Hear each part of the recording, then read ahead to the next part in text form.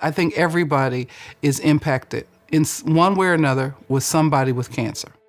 So I think it's important to keep telling the stories so people can understand that screenings, and I keep going back to that, screenings are important.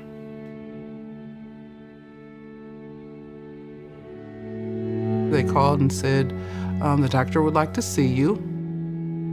I got to the doctor that afternoon, and she walks in and she says, well, how are you today? I remember vividly. And I said, I don't know, you tell me. And she said, we found a tumor on your right breast, and it is cancer. And I think immediately I must have blacked out a little bit. I don't want to die because I want to see my son graduate from college. I want to see my daughter graduate from high school, go to college. When I kind of came to, I was sobbing. My husband was standing in front of me and he said, whatever it is, we're going to get through this. But I didn't know what the whatever it is was. She explained that there were 4 types of breast cancer, one being triple negative, and that's what I had, and that was apparently one of the worst ones.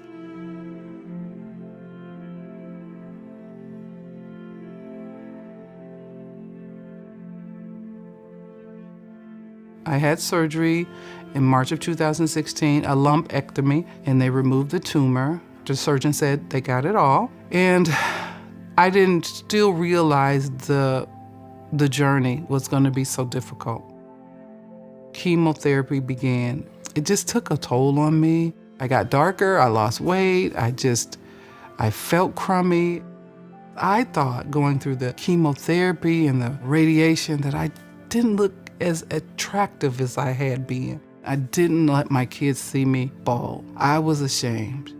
One day, I told my husband, get the kids in here. I can't do this anymore. And I remember my son looking at me and grabbing my face, kissing my cheek and the top of my bald head. He says, Mom, you look beautiful. That family connection was everything to me. It was an amazing time to help me understand we need people to survive. And I had that. Wherever I go, I tell my story of breast cancer. I tell my story of how the journey was, how tough it was, how I've survived, and now my mission is to help you survive by getting your screenings, by taking care of yourself. Since I've had breast cancer, I have found in my own community a lot of African American women who have never had a mammogram, who don't feel it's a need because they have the mindset I had that it doesn't run in my family, so I don't need to do it. It's important. If you want to live here, it's our job to help each other. It's my job to help you because I've gone through it. That's my mission. My name is Jerry St. Hilaire, and I go by Gigi. Well, it was unexpected. I didn't know of any family history. It was the last thing on my mind. I've seen people go through it. I've had family, friends go through breast cancer, but at the age of 36, I would have never thought that I would be diagnosed with breast cancer. I was pretty healthy for the most part, lived a great lifestyle. I did everything that they suggest to do to lower your risk. So when I did get diagnosed, it was a complete shock in the midst of a pandemic. So it started, I actually felt the lump after I stopped birth control. And I automatically just thought it was hormonal. I reached out to friends, family to ask, hey, what do you think this is? I just stopped my birth control and I feel this lump. And everybody else thought it was hormonal. But what worried me was it started to hurt and it was really hard. It wasn't moving or anything. But I still didn't think much of it because I didn't think I was at risk for breast cancer. So it didn't cross my mind, actually. And like I said, I've always been healthy. When I go to the doctor, I always get a great report. So I've never had any any abnormal health conditions. So no, I didn't feel tired. The only thing was it just started to hurt. I just thought it was a cyst and it'll go away at some point. But like I said, this was in the middle of the pandemic, or the beginning of the pandemic, and I'm also asthmatic. So I started to have some asthma symptoms, and I went to the urgent care. And when I went to the urgent care, something in my head just kept telling me, you need to get that lump checked. It's not right. Get it checked. Ask the urgent care doctor about it. And she did the x-ray to check my lungs and everything. And I asked her, I said, can you take a look at this and tell me if this is something that you would be concerned about? And she felt the lump and she said, you need to go get that checked immediately, like today. And I was like, you think it's that serious? And she said, you need to go get that checked. This is not something that you need to wait on. So my husband, well, then he was just my boyfriend. We actually moved to Texas in 2019, just started fresh all over. We just picked up and started our life here. And he had actually proposed in 2019. So we were engaged when I got diagnosed. And at that time, like I said, it was in the beginning of the pandemic, so it was just chaos when it came to school, jobs. You know, nobody knew what was going to happen. And then the hospitals, the doctors, they were only taking really serious cases at that time. So it was really hard for somebody to take me seriously about checking this lump. And they did the mammogram, and the doctor that was reading the results, he just kind of brushed it off. It's just a cyst. We don't need to do a biopsy. You'll be fine.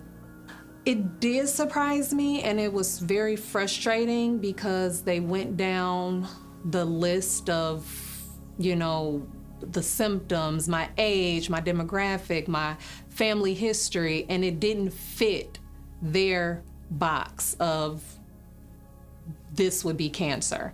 So it was like, you're too young, you don't have a known family history, you're healthy, your blood works look good, I wasn't the candidate for breast cancer.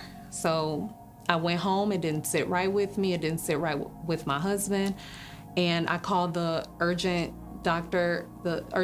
care doctor again, because at that time she was the only doctor that I had. And she advocated for me again and say, you need to get a second opinion. When it's all said and done, my life matters, my health matters, and one person's opinion is not the end all be all. And it's okay to get a second or third opinion until you feel comfortable enough with the answer for your specific situation. I really, at that point, didn't care if I was inconveniencing someone that is in the healthcare system. This is what they do. So you can't inconvenience somebody when this is what they do. This is their job, So me personally, I was thinking about myself, my health, my children, my future. And no that wasn't the answer that sat right with me. So I had my first round of chemo in June of 2020, and I finished my last treatment in October of 2021. From there, it was just a big relief. I couldn't believe that I actually survived chemo. It was no longer about surviving cancer. It became, okay, I got through chemo, and I immediately went on my journey of rebuilding my body.